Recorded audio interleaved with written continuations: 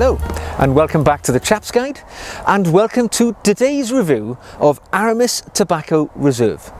Now this is a flanker fragrance of the original Aramis. Of course that's been around for decades and decades, and it was at the forefront of democratizing prestige men's fragrance in department stores and places like that.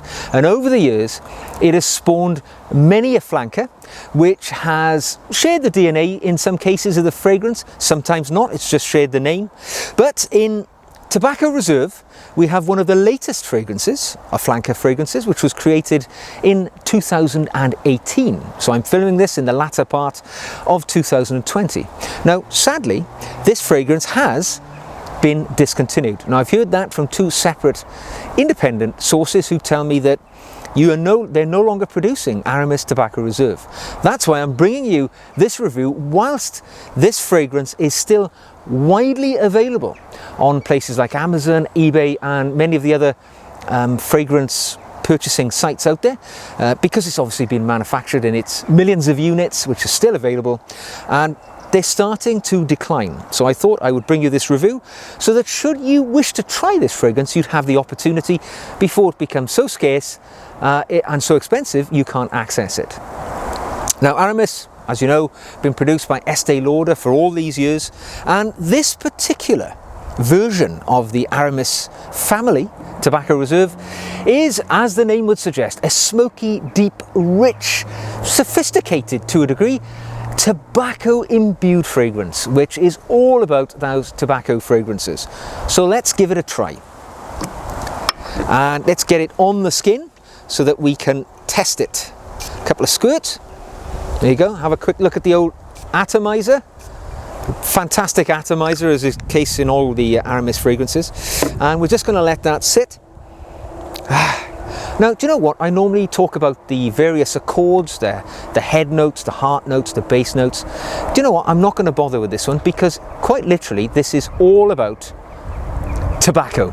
And it has a rich, creamy, vanilla-y fragrance for me, with tobacco at its heart, at its top, at its bottom and at its edges. This is all about tobacco.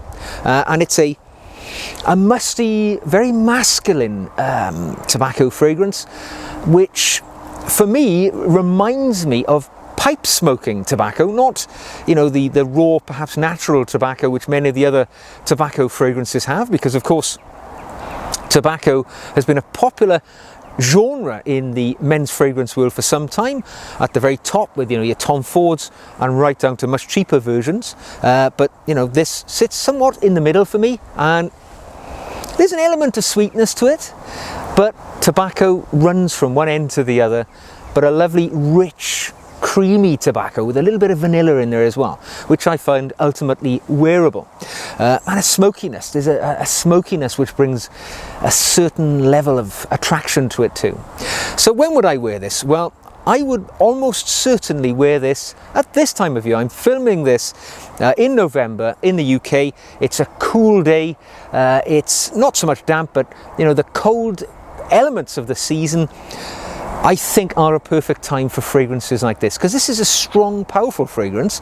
It's an eau de parfum, which, as I'm sure you're aware, in the sort of rankings of potency of men's fragrance will be towards the top. You know, you don't get that many eau de parfums. Most men's fragrances are eau de toilette, eau de colognes, so this one has a bit more punch to it. And yes, this has got the power to stand out in these cooler seasons. It would be too cloying, too muggy for the warmth of the spring and summertime. Very much an autumn winter fragrance for me personally. So, you know, just gives you an idea of its strength. Time of day I would wear this. I would say this is an evening fragrance, again because of its strength. It is quite a domineering fragrance, it's got quite a lot of strength to it, and you know, if you wore this in the daytime, in the office environment for instance, and you were working in close proximity to other folks, this may be unpleasant for them. It would have like a mugginess to it, and if I was stuck in a cubicle perhaps, or near in a vehicle perhaps with somebody who had this on, this would have the tendency to perhaps, give you a bit of a headache over some time of breathing this in. So think about where you're going to wear this. I think you could wear this out in the evening. If you're going to a crowded bar, to the opera, to a nightclub where there's going to be lots of other people wearing different fragrances, this has the strength to stand out. It has the strength to hold its own. So a good one to wear, and it's quite unique and distinctive as well. Not everybody likes or wears tobacco fragrances. So if you're going to wear this, you're going to be wearing something which is going to be a little bit individual for you. Would I wear it to an occasion? Well, it's hard to say. It depends on you. I mean, yes, it's got the strength to be worn to an occasion, but because of its tobacco, which is not loved by everybody, it's got the potential to be quite polarizing. You either like it or you don't. Lots of people don't like tobacco fragranced colognes. So I wouldn't wear this on my wedding day. I wouldn't perhaps wear this to my mother's 80th birthday party, but I would wear it to perhaps a night out with the chaps, down the bar, or to a party. There's a delineation there between the more formal social events and perhaps the more casual. I would wear this to an occasion, but perhaps more of an occasion with friends rather than a special event. A day perhaps being called for tea at Buckingham Palace. No, I wouldn't wear it then, because Her Majesty may not like the tobacco, and you don't want to get off on the wrong foot and affect a potential knighthood. What's the projection like? Well, it's got quite a good projection. It's a bit of a monster, really. It's an eau de parfum, as I've said, and it does leave a wake. If you walk past somebody in the corridor, they will know that you're wearing this. They will get that, that wake as you walk past. It projects quite nicely.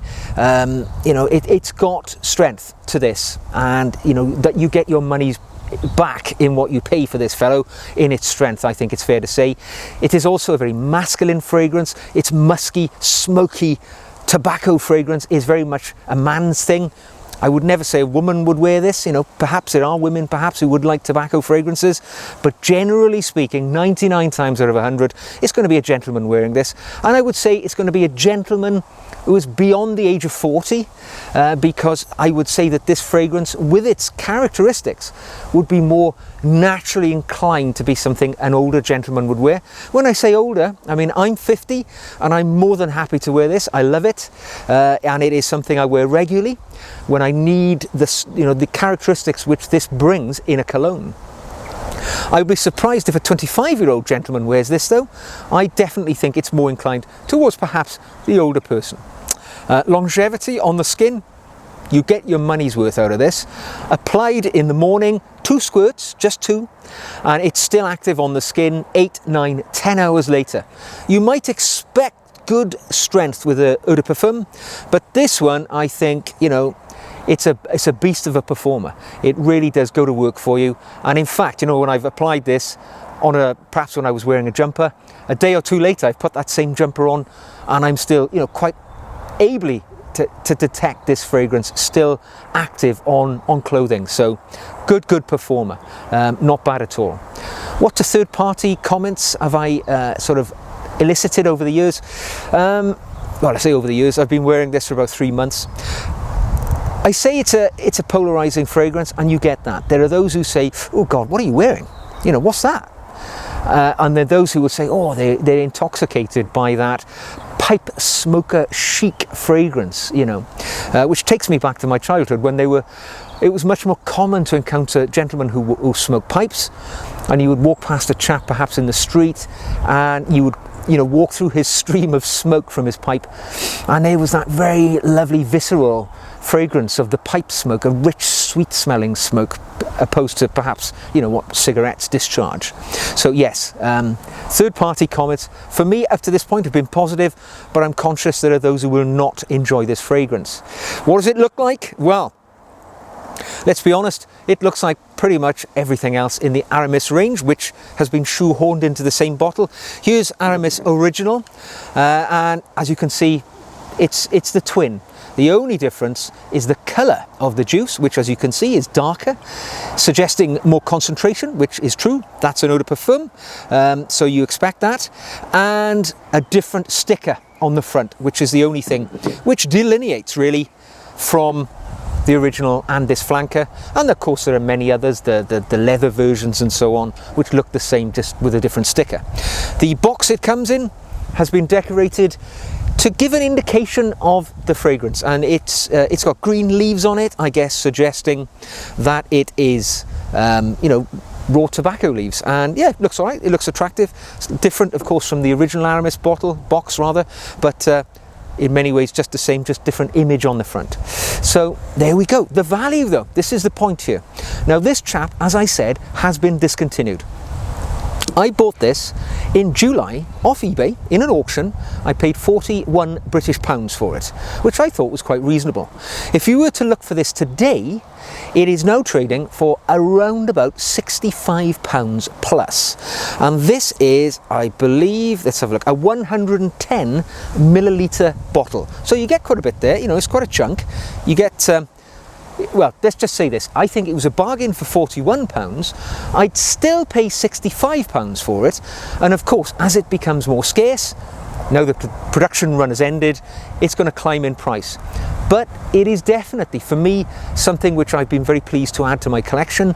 That smoky tobacco fragrance is unique. It's not something I've got anywhere else in my collection, so it really occupies a much treasured place, and I shall look after this bottle in the years ahead as it goes into my regular rotation of colognes. Now, if you've seen any of my previous reviews, I like to think who would wear this fragrance, and I like to give you a name of a character, fictitious or real, who I imagine wearing this. And for me, this brings me in mind of the Clint Eastwood characters in the westerns, of that nameless drifter cowboy who you often see, you know, smoking a cheroot or some form of cigar. And I imagine that the ambience that he would give off would be something similar to the way that this beautiful, rich, dense, vanilla-imbued tobacco fragrance sends out to the world as you wear it. So there we go. I commend it to you. I hope you've enjoyed today's video. If you have, do us the good service of giving us a thumbs up. Or if you think that I'm totally off the mark with this fragrance, leave me a comment in the comment section below. And don't forget to subscribe as well. That way you won't miss any of our future material. So until the next video, I will leave you today looking good, smelling good, and I will see you again very soon. Until then, take care.